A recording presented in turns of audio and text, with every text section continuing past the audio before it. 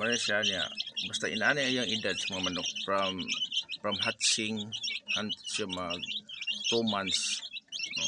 So di na to sila tipiro, no? May muntag mga idol, no? So may muntag din ako tanan diya. So this is ato ang Rhode Island Red, no? So mag 1 month na ito healthy kayo sila. Natin mga panggamit ng vitamins para sila nga sakto nga lighting nila mga BE. So mao na sa tong Rhode Island Red. So check it out.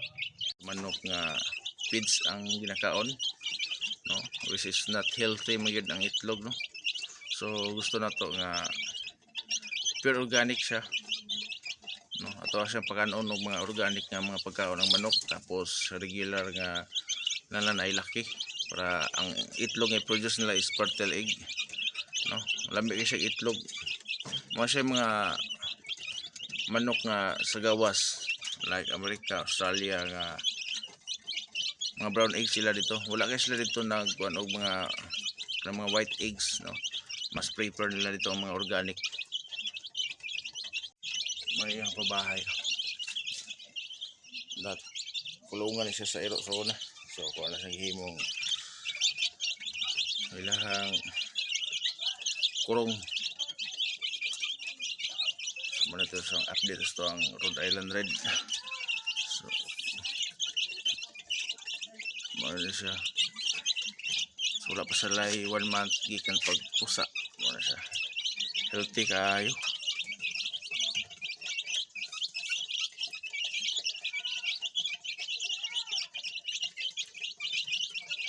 So kada adlaw gina-transfer ako sila dito sa ilang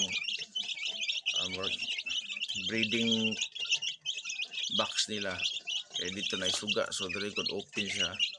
Sinay mga ilaga niya, wala sila light diri. So nakuha ko na sila every day, no? Buntag sayo gina-transfer ako na sila diri para makakuha sila hangin nga presko. So naka-take na sila vitamins pag nila pag 1 week old, no? Yan, after 3 days ipainom to sila og purga na sila, nag-deworming kanila. So karon is healthy kay sila, ha? Wow, nice buddy. So top water na ni karon. So by Monday is palitan to sila og itong Vitamin Pro. So Vitamin Pro kung gamit multivitamins, anti-stress. So na-complete na siya ang Vitamin Pro. Makatipid ta while sa taka breeder, makatipid ta kay 4 liters ang water ato na to nga isagol, no? So makatipid jud ka. So ako asang gina-divide nga upat ka inani, no? Upat ka inani siya. Estimated ko lang siya mga 1 liter.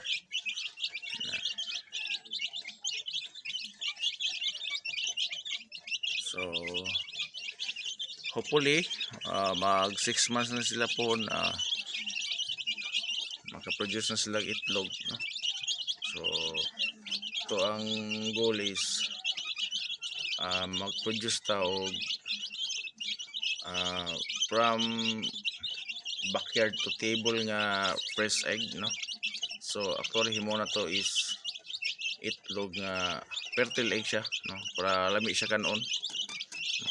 Fertile egg siya nya, pwede pa na to siya ibaligya fertile egg nga gusto magpapusa ani niya. So tayo mo yung mga manok nga maglumlom nga gusto mo magpaliwat ani nila, so palit mo niya og itlog, maligya po og itlog ani pohon. Kamo na lang magpalumlom sa inyo ang mga manok Bisaya. Kaya siya mga good for meat ni siya, pwede siya pang crossbreed sa inyo ang mga native chicken. Murag atong i-upgrade atong native chicken ba. So pwede ni siya. Ang mga laki ani pwede, no? Para mudag ko ang meat na to, no? Meat production sa manok. Malang kilo na sa manok ron 200. So dali ta mga lodi. Peace.